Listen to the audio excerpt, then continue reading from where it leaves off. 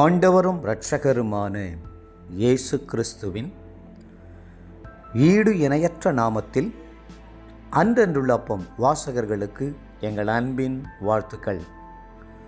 2024 ஆண்டு ஜூன் மாதம் 16ஆம் தேதி ஞாயிற்றுக்கிழமைக்குரிய தின தியானம். இன்றைய தலைப்பு நங்கூரமானவர். எபிரெயர் 6:19 சொல்லுகிறது, அந்த நம்பிக்கை நமக்கு நிலையும் உறுதியும் திரைக்குள்ளாக போகிறதுமான ஆத்தும நங்கூரமாயிருக்கிறது. ஆத்தும நங்கூரம் என்பது நீங்கள் கர்த்தர் பேரில் வைக்கிற உறுதியான நம்பிக்கையே ஆகும். நம்பிக்கையும் விசுவாசமும் ஒன்றோடொன்று இணைந்த உறுதியை குறிக்கிறது. உங்களுடைய முழு நம்பிக்கையும் விசுவாசத்தையும் கிறிஸ்துவின் மேல் வைத்து பிரச்சனை நேரங்களில் அவரை உறுதியாய் பிடித்து கொள்ளுங்கள். நீங்கள் ஒருபோதும் அசைக்கப்படுவதில்லை.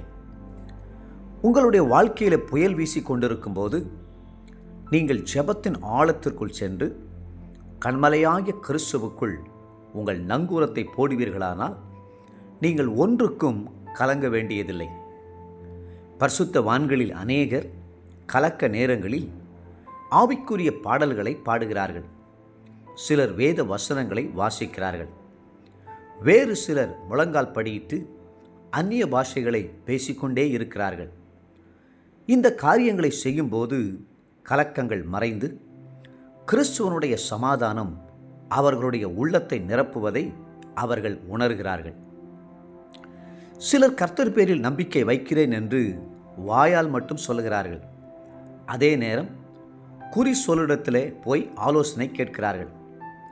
மந்திரங்கள் மேலும் பில்லி சூனியங்கள் மேலும் நம்பிக்கை வைப்பதுடன் இரகசியமாய் தாயத்துக்களை கூட வாங்கி கட்டிக்கொள்கிறார்கள். எங்களுக்கு எப்படியாவது விடுதலை வேண்டும், அதை இயேசு தந்தாலும் சரி, மந்திரவாதிகள் தந்தாலும் சரி என்று சொல்லி 2 தோணிகளில் கால் வைக்கிறார்கள். முடிவில் தாங்க முடியாத பிரச்சனைகளுக்குள் சென்று சிக்கிக்கொள்கிறார்கள். தமிழ்நாட்டில் 3 வகையான பிடிகளை குறித்து சொல்வதுண்டு. முதலாவது பூனைப்பிடி, 2வது குரங்கு பிடி, 3வது உடும்பு பிடி. பூனைப்பிடி என்பது தாய்ப்பூனை தன் குட்டியை கவிக்கொண்டு செல்லும் பிடியாகும். குரங்கு பிடியில் குட்டி குரங்கு தாயை உறுதியாய் பற்றி கொள்ளும். உடும்பு பிடி என்பது மிகவும் உறுதியான பிடியாகும்.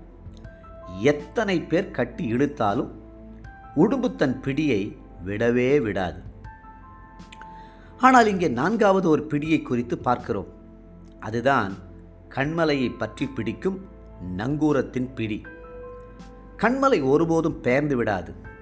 அதில் நங்கூரத்தை போடும்போது கப்பல் எந்த திசையிலும் நகராமல் ஸ்திரமாய் உறுதியாய் நிற்கும்.